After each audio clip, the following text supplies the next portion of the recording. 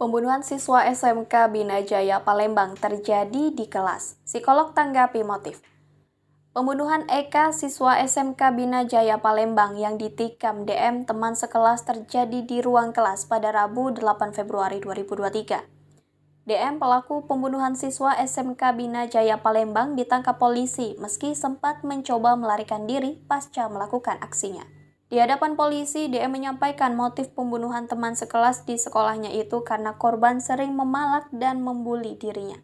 Kurang lebih 3 bulan ini, pelaku sering dibuli dan dipalak oleh korban. Dari situ pelaku sakit hati dan akhirnya nekat melakukan hal tersebut, kata Kapolsek Kertapati AKP Alfredo Hidayat. Alfredo juga mengungkapkan bahwa kejadian tersebut terjadi di ruang kelas korban dan pelaku saat jam masuk sekolah saat siang hari.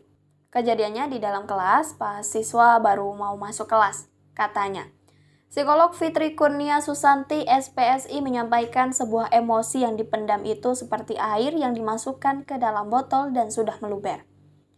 Menanggapi peristiwa adanya penikaman yang terjadi di lingkungan sekolah, pelaku sudah menyimpan emosi dan sakit hati sehingga pelaku ingin membuat korban merasakan apa yang pelaku rasakan. Kalau baca di berita, motifnya sakit hati. Mungkin ada kata-kata korban atau perilaku korban yang kurang menyenangkan dan membuat pelaku sangat tersinggung sehingga muncul rasa sakit hati atau dendam dan ingin agar korban merasakan apa yang pelaku rasakan, sehingga dia tidak berpikir panjang tentang resiko dari perbuatannya. Ujar psikolog Fitri Kurnia Susanti SPSI saat dihubungi. Menurutnya, hal semacam itu bisa muncul karena adanya emosi yang dipendam apalagi jika itu dibuli.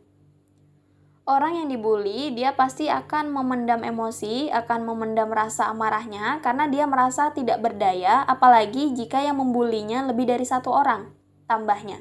Ketika seorang dibuli dan akan melawan, dia pasti akan tahu konsekuensinya, yakni dia akan tambah sakit karena akan tambah dibuli, sehingga dia hanya akan memendamnya dan lebih memilih untuk diam dan menerima. Saat peristiwa itu dilakukan secara terus-menerus dan berulang, emosi yang dipendam itu sama dengan gunung es. Jadi kemarahan, kesedihan, emosi yang dipendam terus dan ditekan ke alam bawah sadar kita. Saat itu sudah lama mengendap akan sama seperti wadah yang tidak bisa menampung air, jadi meluap.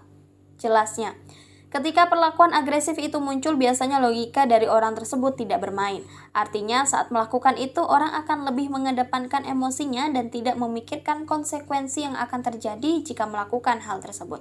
Karena sudah menahan diri berkali-kali tapi masih diperlakukan sama, maka seseorang bisa nekat dan tidak akan memikirkan konsekuensinya apa. Dan sekalipun hal tersebut bisa membuatnya masuk penjara dan akan terpikir konsekuensinya jika setelah melakukan tindakan tersebut, ungkapnya.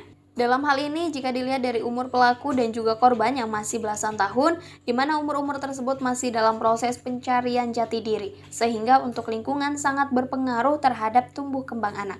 Dalam hal ini, pihak keluarga juga harus memberikan perhatian kepada anak usia-usia rawan tersebut.